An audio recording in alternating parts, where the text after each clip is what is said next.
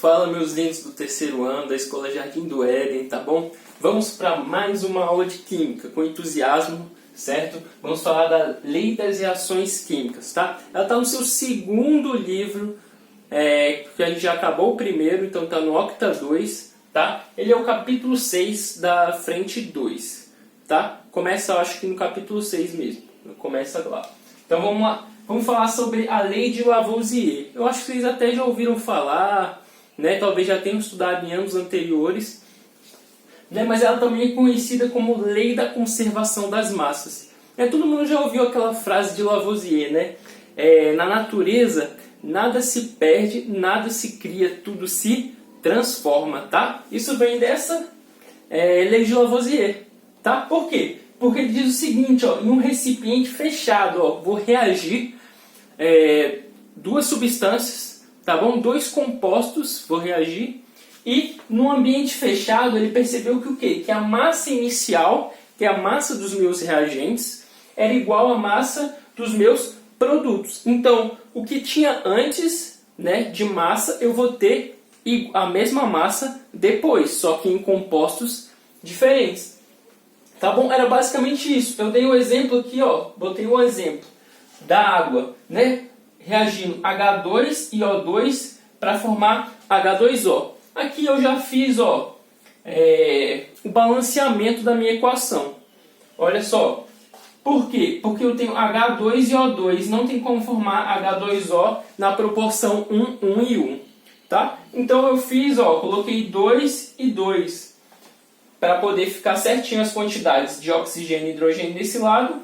E de oxigênio e hidrogênio também do outro lado.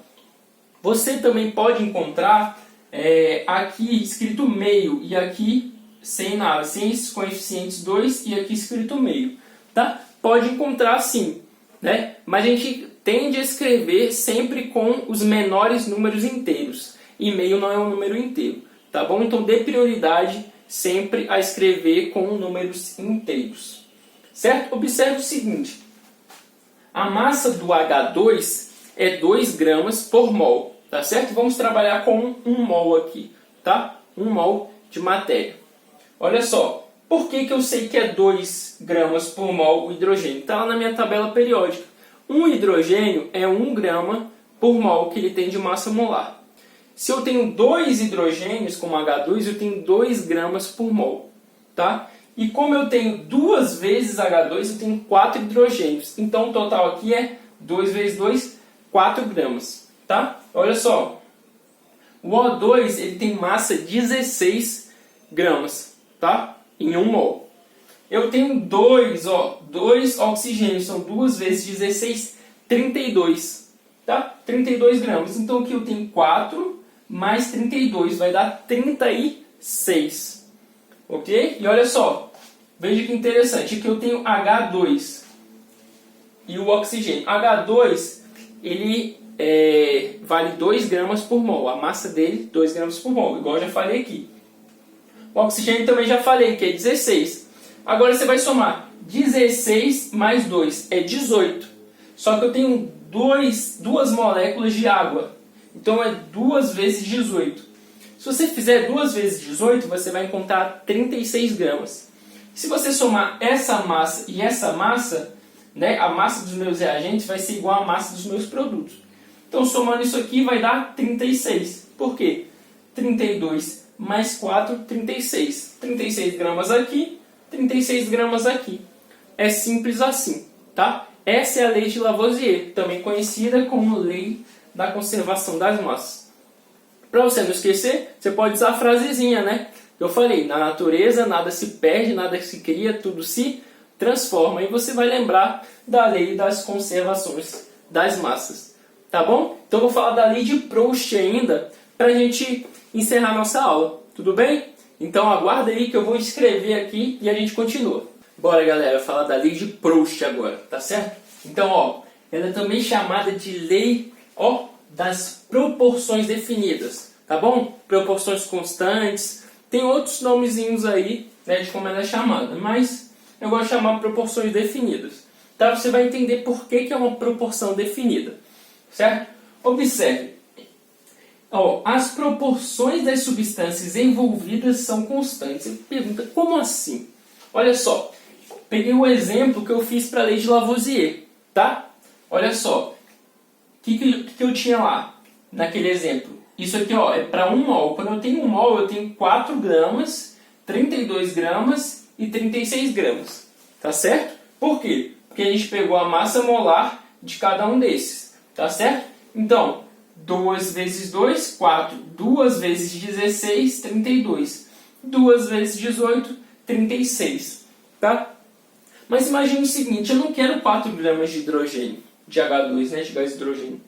E às vezes eu tenho 2 gramas, por exemplo, igual aqui. Tenho 2 gramas e agora? O que eu faço? Como é que eu sei quanto que eu vou ter em X? Então, bem tranquilo. Por quê? Você só lembrar, ó, que da lei de Lavoisier, massa dos reagentes vai ser igual à massa dos produtos. Tá certo? Então, se eu tenho 2 gramas aqui, aqui eu tenho que ter 16 gramas. Né? Porque ó, aqui eu dividi por 2, aqui eu dividi por 2. Tá? Então, aqui o meu resultado final vai ser 18 gramas. Tá? E como é que funcionaria essa equação aqui, digamos? Né? Eu teria 1 mol de H2, meio mol de O2 e 1 mol de H2O. Por quê? Eu dividi tudo por 2. Né? Mas eu também posso dividir tudo por 2 de novo. Né? Que vai dar 1 grama. Mas quanto que vale Z e quanto que vale W? Então, se eu dividir por 2, o Z ele vai ser metade de 16. Né? Faz sentido? Né? Então, se ele é metade de 16, esse Z vai ser 8 gramas. Pronto, aí você vai usar a lei de Lavoisier também. Ó, 1 grama mais 8 gramas vai ser 9 gramas. Tá, mas até agora, professor, você não falou da lei de Proust, que eu ainda não entendi. Olha só. Ele está dizendo que as proporções aqui ele diz a proporção entre os reagentes vai ser constante. Como assim? Se eu pegar e dividir 32 por 4, eu vou ter o quê? Aqui eu vou ter 8 e aqui eu vou ter 1, igual aqui, ó. Eu dividi já. Aqui vou ter 8 e aqui vou ter 1. Agora, se eu fizer essa divisão, ó, desse com esse, vai ser sempre a mesma coisa, né? Se eu dividir 8 por 1, dá 8.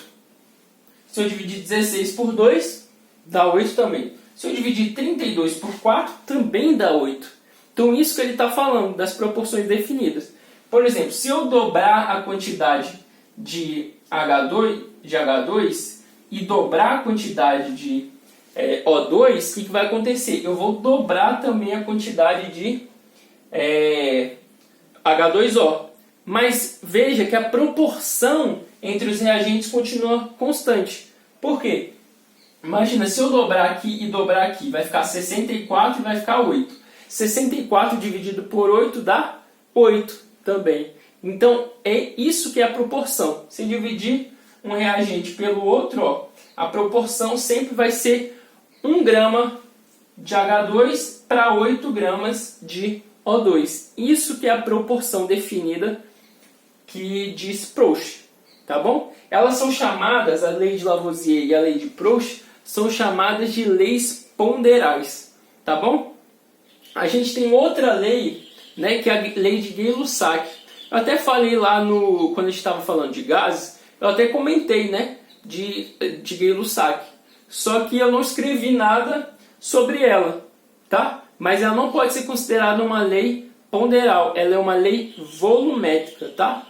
Eu vou usar o exemplo do livro e vou escrever aqui para vocês rapidinho, só para vocês entenderem, né, a diferença entre essas leis, tá?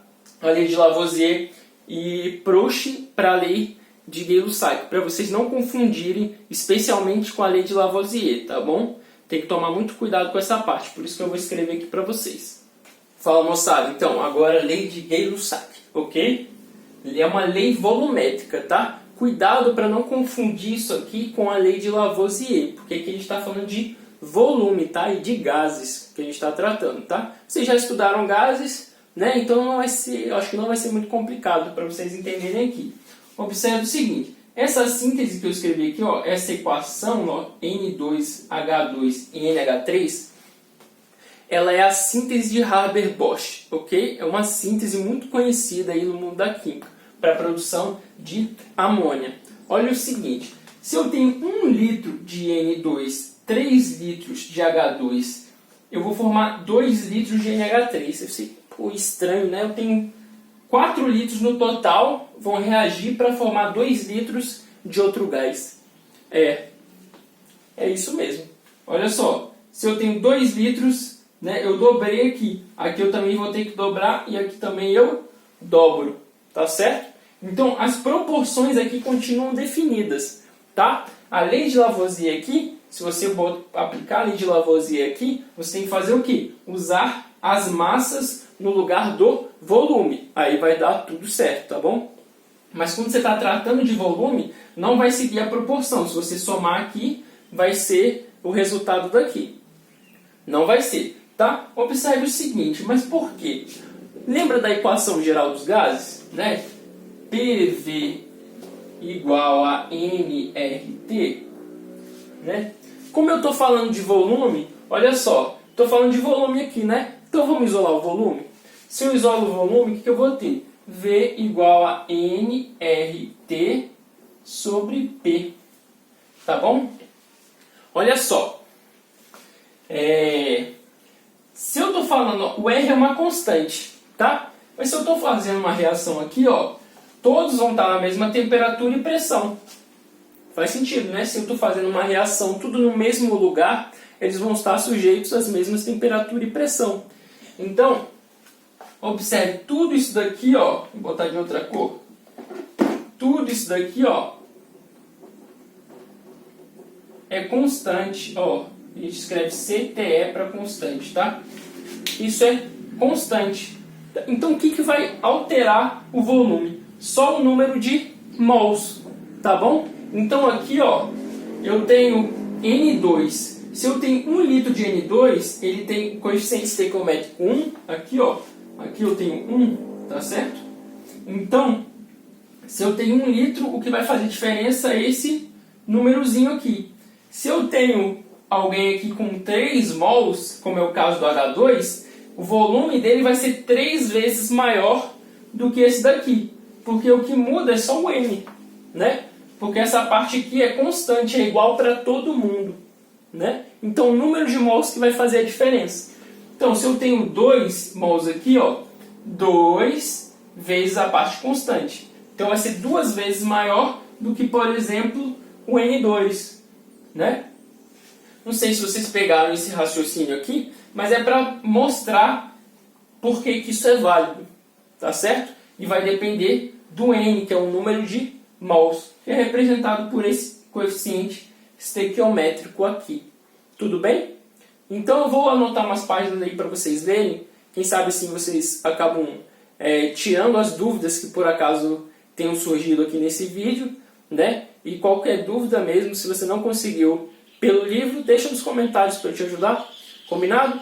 Então, por essa aula é isso e muito obrigado.